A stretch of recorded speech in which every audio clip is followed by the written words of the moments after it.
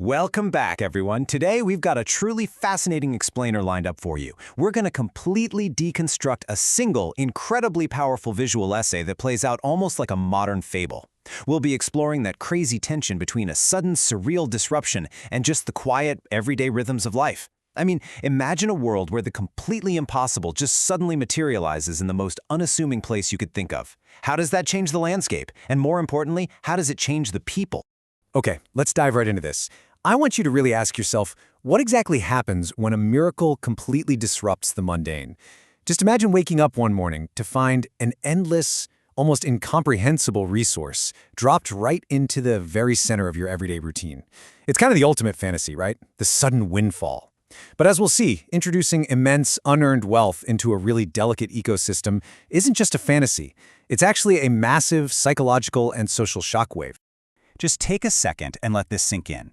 Right in the foreground, completely dominating our view, is this massive, impossibly perfect golden egg. But look at where it is. It's not locked away in some high-tech vault or, displayed in a pristine museum. It is literally sitting directly in the middle of a humble, dusty village road. The staggering juxtaposition here is what makes this so captivating. We're looking at an object of sudden, immense wealth, just glowing with this unearthly potential, dropped squarely into a setting that's entirely defined by everyday survival and simplicity. All right, so part one, the golden anomaly. Let's focus entirely on the anomaly itself for a minute, because in any system, an anomaly breaks the rules and forces us to pay attention. Looking closely at the egg, you really have to notice the incredibly smooth, unyielding surface of the gold. I mean, it's flawless. It reflects the sunlight with this harsh, brilliant intensity. There's zero dents, no scratches, absolutely no signs of wear and tear. And this visual perfection maps perfectly to the real-world concept of a sudden, unhatched opportunity. Think about a massive tech boom in a small city, or a sudden inheritance, or, holding a winning lottery ticket. It represents pure, unadulterated potential. It hasn't been spent yet, nobody's fought over it, and it hasn't hatched into whatever complex reality it actually contains. It's just raw, glowing promise. But, a promise doesn't exist in a vacuum. I want to explicitly contrast the textures we're looking at here. On one side of the equation, we've got the smooth, flawless, highly reflective gold. But on the other side, we have the rough, impermanent, dry straw and mud surrounding it.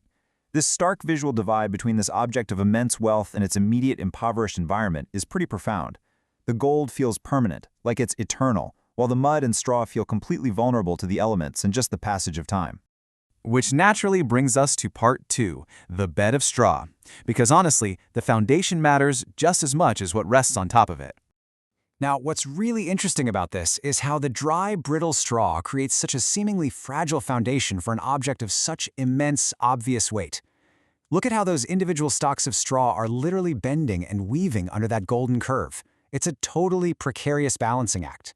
The nest is holding for now, but you get the distinct feeling that it was absolutely not built to sustain this kind of burden. It's a beautifully striking visual metaphor for communities, or even individuals, who are suddenly burdened with windfalls they never prepared for. And that actually sparks this really powerful thought. The extraordinary always rests upon the foundation of the ordinary. Think about it for a second. This golden egg didn't just magically appear floating in the sky. It was placed, or maybe laid, right onto a nest woven from the most common, everyday materials of the village. The village's daily labor, their agriculture, their actual status quo literally cradles this metaphorical lottery ticket. There's this beautiful yet incredibly fragile tension between these two realities holding each other in place. Moving on to part three, life in the background, because the broader context is exactly what gives this anomaly its true meaning. Take a glance down that dirt road. You can clearly see the textured walls of the mud houses, topped with those heavy thatch roofs. And a bit further back, there are blurred figures of people just walking around, completely unbothered, and even a cow just roaming freely in the distance. Daily life is continuing as usual. It's a serene, almost sleepy morning. At this exact frozen moment in time, the village seems entirely unaware of the massive golden interruption sitting right in their main thoroughfare. The bliss of ignorance is absolutely palpable here. I mean, for sure, that cow doesn't care about gold futures. But we all know that kind of ignorance won't last forever. In economics, there's this really fascinating concept called the resource curse. It's basically a paradox where sudden, immense wealth, like, say, discovering a massive oil reserve, or in our case, an impossibly giant golden egg, often leads to economic stagnation, corruption, or conflict rather than the prosperity you'd normally expect. When we connect the visual of this egg in this Hangul village to that real-world phenomenon, it forces us to ask a really difficult question. How is this specific community going to change the exact second someone actually spots this thing? So, part 4, the unhatched future. What are the actual implications of this unhatched opportunity when the village finally wakes up? Well, this brilliantly illustrates the inevitable progression of human nature. We can actually map out what logically happens next in this modern visual fable. Step 1 is discovery. Someone in the background is going to turn around, see the egg, and that quiet reality we were just looking at, it ends forever. Step 2 is protection. Basic human instinct kicks in. Who gets to claim it? How do they guard it from outsiders or, honestly, even from each other? And then step 3 is distribution. How do you divide a single, solid golden egg? The very moment you try to break it apart to share the wealth, you destroy its perfection. The conflict is quite literally written into the dirt road. Let's take one last look at the lighting here. Notice the soft, hazy, golden hour light filtering through the trees in the background, casting these really long shadows across the dirt and the houses. It's incredibly cinematic. But here's the catch. Is it the morning sun, framing this whole scene as the dawn of a brand new, wildly wealthy era for these villagers? Or is it the late afternoon sun, representing the fading, dying light of their traditional, peaceful way of life? The image brilliantly refuses to tell us, leaving that narrative entirely up to us to decide.